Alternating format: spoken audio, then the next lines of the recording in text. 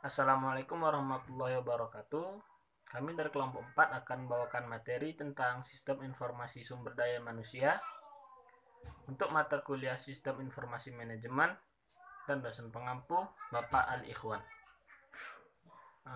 Baik, di kelompok 4 ini kami beranggotakan dengan saya sendiri yaitu Alfasyari Zaki, selanjutnya Ayulia Indah Utami, Cahaya Muzadidah, dan Khalil Bisri.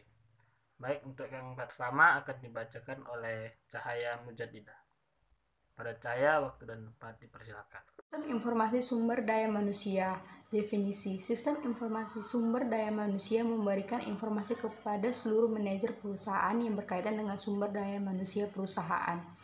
HRIS sebagai unit organisasi yang terdiri dari personel yang mengolah data sumber daya manusia dengan menggunakan teknologi komputer dan non-komputer. Sistem informasi SDM merupakan sebuah bentuk interaksi atau pertemuan antara bidang ilmu manajemen sumber daya manusia atau MSDM dan teknologi informasi. Fungsi sumber daya manusia: 1. Perekrutan dan penerimaan. SDM membantu membawa pegawai baru ke dalam perusahaan dengan memasang iklan lowongan kerja di koran dan lain-lain. 2. Pendidikan dan pelatihan. Selama periode kepegawaian, SDM dapat mengatur berbagai program pendidikan dan pelatihan yang diperlukan untuk meningkatkan pengetahuan dan keahlian kerja pegawai. 3. Manajemen data. SDM menyimpan database yang berhubungan dengan pegawai dan memproses data tersebut untuk memenuhi kebutuhan informasi pemakai. 4.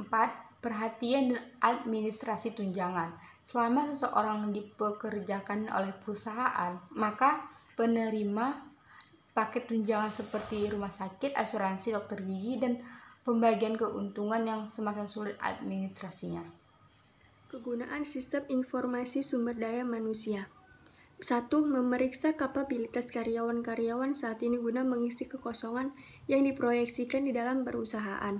Yang kedua, menyoroti posisi-posisi yang para pemegang jabatannya diperkirakan akan dipromosikan, akan pensiun, atau akan diberhentikan. Yang ketiga, menggambarkan pekerjaan-pekerjaan yang spesifik atau kelas-kelas pekerjaan yang mempunyai tingkat perputaran, pemecatan, ketidakhadiran, kinerja, dan masalah yang tinggi yang melebihi kadar normal. 4. Mempelajari komposisi usia, suku, dan jenis kelamin dari berbagai pekerjaan dan kelas pekerjaan guna memastikan apakah semua itu sesuai dengan ketentuan yang berlaku. Yang kelima, mengantisipasi kebutuhan-kebutuhan rekrutmen, seleksi, pelatihan, dan pengembangan dalam rangka memastikan penempatan yang tepat waktu karyawan-karyawan bermutu ke dalam lowongan pekerjaan. Yang keenam, perencanaan sumber daya manusia untuk mengantisipasi pergantian-pergantian dan promosi-promosi. Perencanaan sumber daya manusia. Masalah yang dihadapi manajemen sumber daya manusia saat ini adalah cepatnya perubahan yang terjadi pada bidang pemerintahan yang berdampak pula pada perencanaan tenaga manusia yang dimiliki.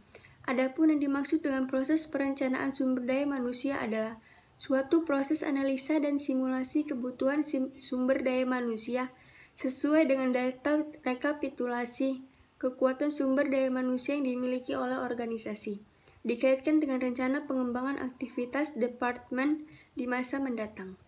Model Sistem Informasi Sumber Daya Manusia. Model HRIS meliputi 3 subsistem input.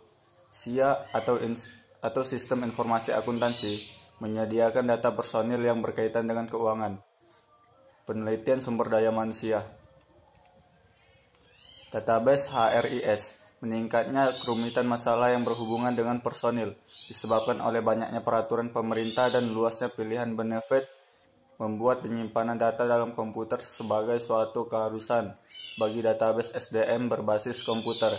Tersedia beberapa alternatif dalam hal isi, lokasi, manajemen, dan memasukkan data. Baik, mungkin itu saja yang dapat kami sampaikan. Kurang lebihnya mohon dimaafkan, dan apabila ada kesalahan kata juga mohon dimaafkan. Sekian dan terima kasih. Wabillahi taufik wal hidayah. Wassalamualaikum warahmatullahi wabarakatuh.